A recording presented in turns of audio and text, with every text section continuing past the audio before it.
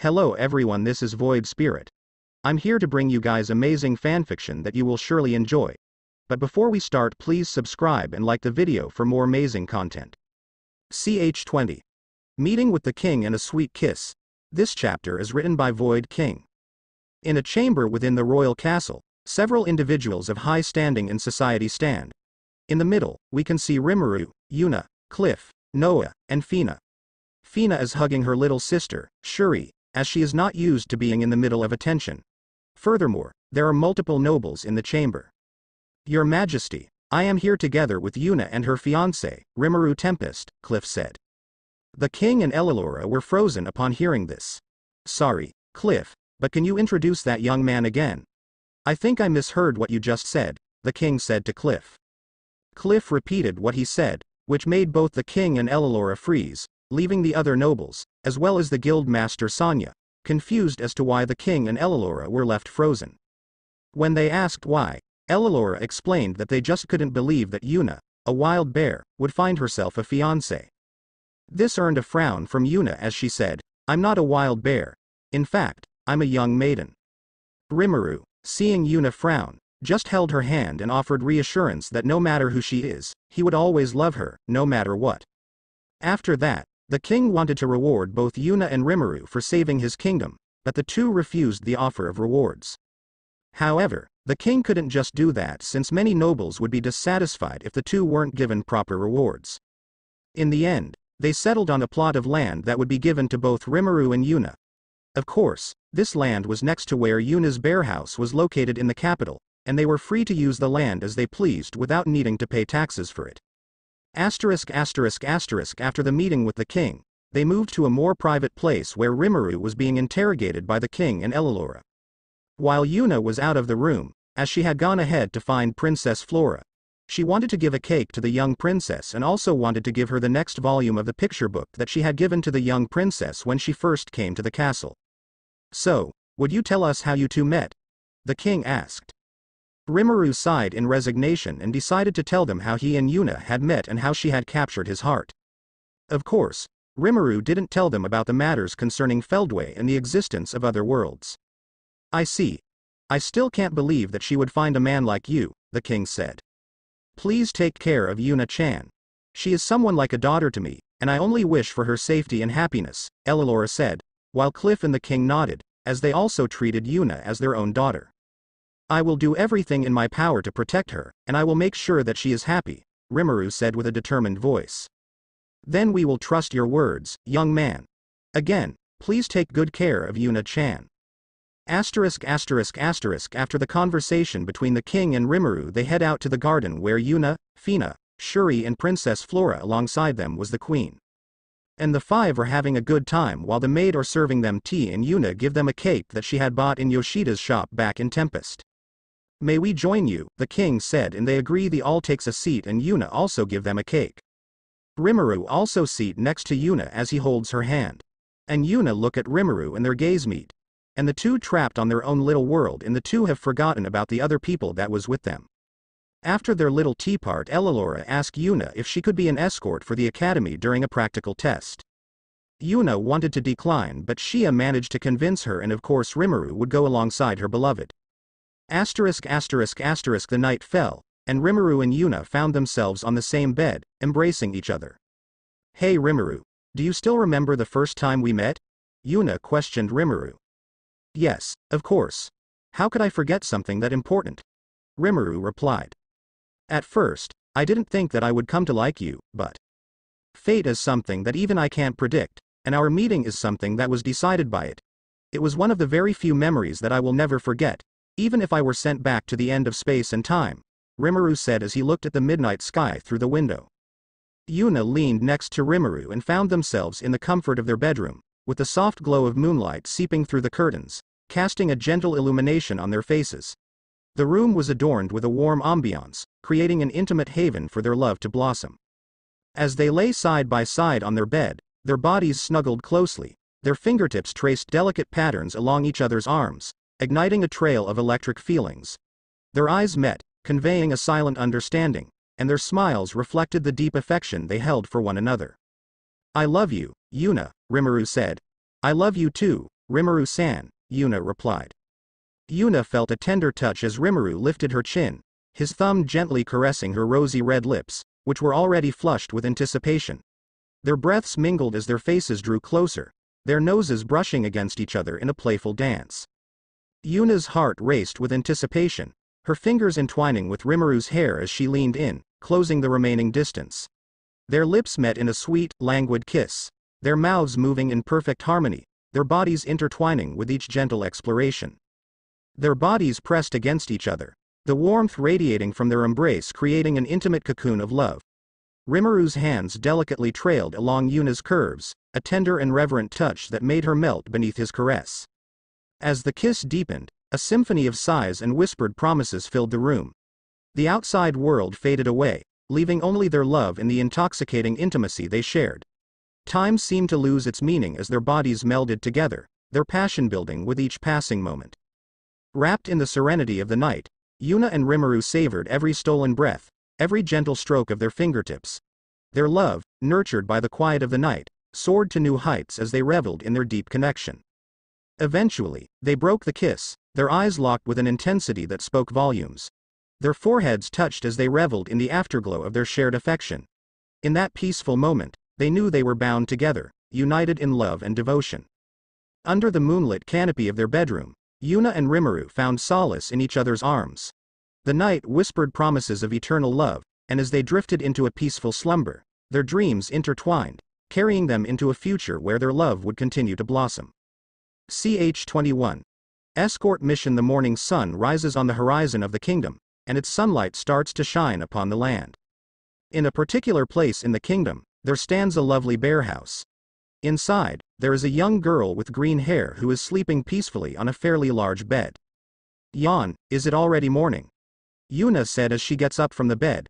She noticed that Rimuru was already up since he was not in bed anymore, and she could also smell the fragrance of Rimuru's cooking.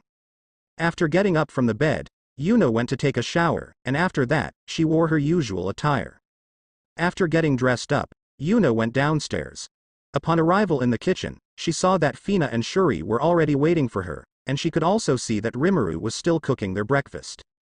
Good morning, Fina, Shuri, Rimuru, Yuna said and greeted the three. Good morning, Yuna. Oni-chan, Fina and Shuri said in unison. Good morning, Yuna, Rimuru said as he stopped cooking for a few seconds to give Yuna a morning kiss. Breakfast will be ready in a minute, so take a seat, Rimuru said. After a few minutes, the four people ate their breakfast, and from an outsider's perspective, they looked like a happy family. After finishing their breakfast, Rimuru, Yuna, Shuri, and Fina went to the marketplace together to show the two kids around. Everyone who happened to see them was looking at them with smiles, as they misunderstood and thought of them as a family going around to have fun. After that, Yuna brought Shuri and Fina back to Cremonia since she promised Terumina that she would bring the two back today. After she brought Shuri and Fina back, she returns to the capital to have some alone time with Rimuru together. The two waited at the bear house for Eleonora to arrive, and while waiting, they enjoyed talking about what had happened when they arrived in this world. Good morning, Yuna-chan, Rimuru-san, Eleonora greeted them. Good morning, Rimuru and Yuna greeted Eleonora back. We will go to the academy, okay? Eleonora asked. Am I really going? Yuna hesitated, since she thought that dealing with people of the same generation as her was something she was not good at because she thought of herself as a hikikomori. You promised, right? Eleonora reminded her. It's okay. I'll be with you, Rimuru said as he held Yuna's hand. Yuna was still hesitant to go, but she eventually agreed, partially because Eleonora reminded her that she promised to be the escort of Shia. Even though Yuna would prefer to go on a date with Rimuru rather than going on a school. Then let's go. They are waiting for you too, Eleonora said and walked towards the academy. As they walked, Yuna couldn't help but notice the students wearing uniforms all around. Wow. Their uniforms are different from the Tempest Institute back in Tempest, Yuna thought as she continued to look at the students who were wearing navy blue and white uniforms with a navy blue mantle. I forgot the name of the school in Tempest, so I'm just calling it the Tempest Institute. When they arrived, Rimuru and Yuna could hear whispers among the students as they discreetly looked at them, specifically at their clothes. A bear? Why would a bear be at the academy? She's cute. Are the two of them royalty? Wow, This is the first time I have seen such interesting clothes. Look, the other one is wearing all black clothes. There's a sword on their hips. Hey, I know the blue-haired one. He was the one who cut down a horde of monsters in one swing. I know the girl with bare clothes. I saw her take down a dragon. The students kept whispering about the attire of Rimuru and Yuna, and some even recognized the two who fought during the attack on the capital. You two are famous around the city, Eleonora said to the two. Well, I didn't expect that they would recognize us, Rimuru said with a wry smile. Can I go back? Yuna asked, feeling embarrassed. Of course you can't, Eleonora replied firmly, grabbing Yuna's shoulders to prevent her from running away. Rimuru only looked at Yuna's actions with a smile since he thought she was cute. They continued walking amidst the whispers until they reached the academy, which looked like a castle from the Middle Ages. So this is the academy, Rimuru commented. Yes, children ages 12 to 18 attend here, Eleonora explained. It's big, Rimuru and Yuna said in unison, astonished by the size of the academy. Although it paled in comparison to the school in Tempest, it was still big enough to leave Rimuru and Yuna astonished. There are a lot of children in the capital attending the academy despite the tuition fee, Eleonora added. They entered the academy and were led to what seemed to be a staff room, where they would meet the homeroom teacher of the students they would be assigned to. Yuna felt a bit uneasy since she still hated being in a staff room, but she felt Rimuru's warm hand that was still holding hers. Inside the staff room, they were met by a man who seemed to be in his 30s. Professor Shorg, Eleonora greeted him. If it isn't Eleonora-sama. And a bear? Professor Shorg exclaimed, surprised. He didn't even notice Rimuru since he was surprised by Yuna's appearance. Even though I'm only wearing a bear hoodie, the comments of bears still remains, huh? Yuna thought. This is the adventurers who will be the escort, Eleonora introduced Rimuru and Yuna. Eleonora-sama, is this a joke? I only see a 14 or 15-year-old girl, though.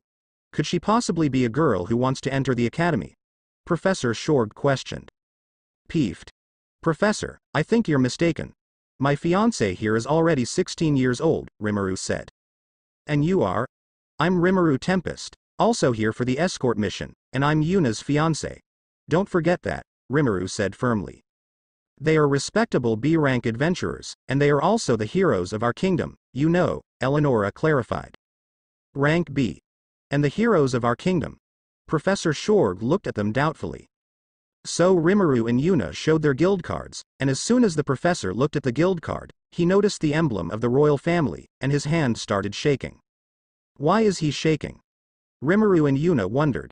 This is not fake, right? The professor asked. No, there's no way that this is fake, the professor answered his own question. So do you believe now? I guarantee it with my name, Eleonora, she assured him.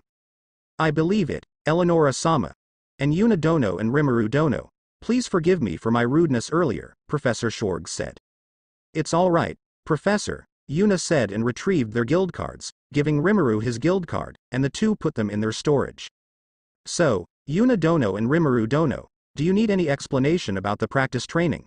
Professor Shorg asked. We was told that we just have to protect them in case of danger and report on their behavior, Yuna replied and Rimuru nodded. Yes, basically, let them be independent. Even if they make mistakes or their actions are bad, don't interfere. Only intervene if their actions could be dangerous, Professor Shorg explained. You're telling us to do the difficult things, Rimuru remarked. That's why finding someone to do this is difficult, the professor replied. Rimuru and Yuna thought that this was a hard task since they would be guarding children from high-ranking families. Where will this test be held? Rimuru asked. You two, along with the students, are going to a village that is 3 to 4 days away by carriage, and you will be transporting wheat flour, Professor Shorg revealed. It will take about 10 days for the round trip, Eleonora added. That means we will be going by carriage? Yuna asked. That's right. That's why, Yuna-chan, your bears are forbidden, okay. Oh, and Rimuru-san, using Ranga is also forbidden. And don't even think of using the dragons that you two have, Eleonora said to the two, who were thinking of riding the 2 dragons. Dragon? The professor asked in confusion. Eleonora didn't answer the professor's question and immediately changed the subject to the journey details. After listening to the journey details, they went to the classroom where the students they would have to guard were waiting. A bear. One student exclaimed. Why is a bear here? Another student wondered. However, there was only one student who had a different reaction, Eleonora's daughter, Shia. All 4 students in the classroom were wearing uniforms, 2 boys and 2 girls. Among the 4, there was an intelligent-looking boy with slightly long hair, a seemingly cheeky short-haired boy, a girl with blonde hair fashioned into drills, and, of course, Shia. They all stared at Yuna, completely disregarding Rimuru, who was right next to her. Then the classroom buzzed with conversations. All of you, be quiet, Professor Shorg commanded. Professor, who is this bear? One student asked. These kids have the guts to call my Yuna a bear, and they didn't even notice me, Rimuru thought. Don't tell me that she is the additional member who is supposed to go with our party. Another student speculated. She is too short, so that's impossible, someone added. While the other students freely voiced their thoughts, Shia smiled and waved at Yuna and Rimuru. Alright, all of you shut up and stop calling my fiancé a bear, Rimuru said, making the students quiet down. Their professor then started introducing the two and apologizing for the children's actions. They are the adventurers who will be your escorts, he announced. What are you saying, Professor? No matter how I look at it, they are younger than us, one student protested. That's right, Professor. Stop joking, please, another student chimed in. The girl with blonde drills seemed particularly upset. I'm not joking. They are full-fledged B-rank adventurers. They came here because I asked them to be your escorts. There is no one here who would disrespect my recommendation, right? Eleonora defended. The students were making a racket, but Eleonora explained further, almost as if it were a threat. Don't worry. I guarantee their ability, she assured them. However, the children still didn't believe it. No matter how they looked at Rimuru and Yuna, they appeared young. Rimuru looked about 18 years old, and Yuna appeared to be 14 or 15 years old. Eleonora-sama, are they really rank B? I was taught that it was really difficult to rank up to that point, the girl with blonde drills inquired. Of course, it's difficult. Just with that, you should understand how impressive they really are, Eleonora replied.